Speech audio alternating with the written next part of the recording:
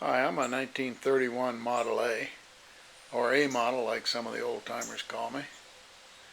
And I was sitting here in the garage on a rainy day and just got to thinking, when I was born, it was a real big deal. I was loved by everyone. The country went wild over the new Ford. Henry couldn't build enough of us. We had a good production run of about 4 years, and back then, cars had trouble getting up hills. Not us. We would just motor right up those hills. Sure, we were not big and expensive as the other cars on the road, but we could keep up with most of them, and a lot of nice people could afford us. So they built a lot of us. As cars were back then, we were quite civilized. We could keep you dry, warm, and out of the dust and wind. We were fairly comfortable. We were so proud to be a real automobile with a fine engine, transmission, and good brakes. We were complete. And we were good. And the people recognized it and wanted us. Shoot, they still want us. It was a little embarrassing at a stoplight when one of those big expensive cars would pull up next to me. It was quite a contrast. They were so big and long, with their giant engine rumbling, and the driver with his nose up in the air. It made me feel pretty small. But you know what? I'm still here, and those guys are long gone. At least they are pretty much gone from the roads. They're still big and pretty, but they're sitting in a museum, and I'm on the road. Heck, there weren't many of them to start with. We were the high-volume cars. We don't do so well in a museum. Sitting next to that fancy iron is not fun. We can't compete with them on the floor. We have to be driven to be appreciated and understood. We have had many owners over the years, spent a lot of time off the road in barns and fields, but a lot of us are still here. Trying to figure out why we're still around is not too tough. Henry built us to last. I think our rear axle has a lot to do with it. We have a floating axle shaft that does not carry the weight of the car. It just drives the rear wheels. It is almost bulletproof. Other cars of the time did not do it this way. That may be why there are not too many old Chevys still around. Also, the front axle that Henry gave us will last forever. Our little engines just keep going. How long will we keep going? Good question. We're all painted and kept under cover now, so we're not going to rust out. We won't fall apart. We've had over 80 years to do that, and it hasn't happened. Whatever was going to break already has many times, and everyone knows how to fix us. We're a simple piece of machinery, just a notch up from a farm implement. The weaknesses that we do have don't amount to much. Sure, my front fenders crack in the highly stressed area, but so what? With all the good roads I stay on, it takes a lot of mileage to crack them. There are fixes for that if it bothers you. My two-point body mount is not the best, but it takes a lot to tip us over. Just get used to a little lean in those four doors. That fan connection on the nose of my water pump is not too good, but if you get the two tapers matching, it will be okay for a long time. My upper bushing in my distributor that Henry forgot to lube has caused a lot of rough running engines, but that fix is easy and most owners have that under control. You can even buy the parts to fix it. To fix my steering or stop my shimmy, you have to talk to an old timer who knows how to do it. That reminds me, you current owners or mechanics have to get some young blood involved in fixing us. We don't want your knowledge to be lost. Pass the know-how down so that we don't have to worry down the road.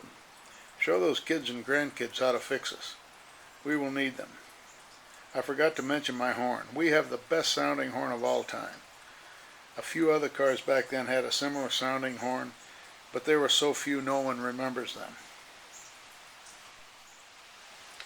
Our Auga horn is so good that an A owner can't have an A without a good working horn.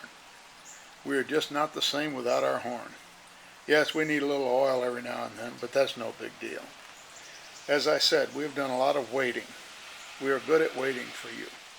We can sit in the barn for 20 or 30 years, and we don't mind at all. A few critters may call us home for a while, and our tires may go flat, but with a little attention in an hour or so, we are running again. This has been documented many times over the years. We don't die easy. Just give us a chance and we will impress you. We have even waited long enough for a tree to grow up through our roof and still come back to life. So if you want to let us sit around until that grandkid is old enough to play with us, we will wait. Like I said, we're good at it. Most of us have been fixed up to various degrees, from show cars to good old drivers, and we are a pretty big part of many families. We go to weddings, funerals, retirement homes, parties, meets, and I think we've been to every eating place on earth. Our owners sure like to eat. Our seat springs can tell you all about it. The neat tours that you take us on are fun. The club I'm in now seems to go everywhere. We pick blueberries, apples, strawberries, go down deep into the Amish country, go on color tours, economy runs, just about anywhere so we can get driven. I've even been on a big ferry boat all the way across Lake Michigan. It's funny, the Amish people down in Holmes County, Ohio seem to relate to us. They love to see our caravan drive by. The Amish buggy must be a distant relative of mine. We sure like each other. Now I want to mention something that bothers me. There are a lot of owners out there who don't drive us enough. I don't know why. If they just can't afford us, that's okay, we can wait. If they would just get us running good, we could take them anywhere with good reliability. My owner always says that I could take him to Chicago at the turn of my key. That would be easy. I run good. I find that if we all belong to a car club, we seem to run better. A lot of good mechanics in those clubs, and they love to work on us and get us running like sewing machines. I like taking a ride by myself, but it is really neat to have 8 or 12 of us going down the road together. Going around a curve on a country road is something. What's fun is when one of us has a little problem and everyone stops and gathers around while the mechanics swarm all over the problem until she is fixed. When this happens, we get to make U-turns, back up a few times, and work our way back to where the problem is. My club calls this a Chinese fire drill. It's fun. I must mention with modesty how good looking we are. Our side view stance is a thing of beauty. I have friends who are roadsters. That is a good looking car with the top up or down. And you know what? They're going to look good 100 years from now. You just watch. How about that coupe with a rumble? Is there anything sweeter? Now what happens next? I'm sure we will have many new owners in the future. And speaking of the future, what will that bring for me and my relatives? I don't see anything physical that will put us in the junkyard. I don't see the parts supply drying up. We are such a basic, easy to work on car that I think there will always be someone who likes us and wants us. I hope the government doesn't figure out a way to stop us. Maybe we will be running around the roads of the future 100 years from now. The clubs keep having anniversary parties, and I'm sure we will have many more. They keep taking pictures of us, but they don't seem to realize that they could just use the pictures of years past. We don't change. Our owners do. It's fun being a Model A, and I hope you people continue to be nice to us. We sure do enjoy giving those grandkids rides. We live for that, and we're good at it. Auga. My current owner helped me get this video together.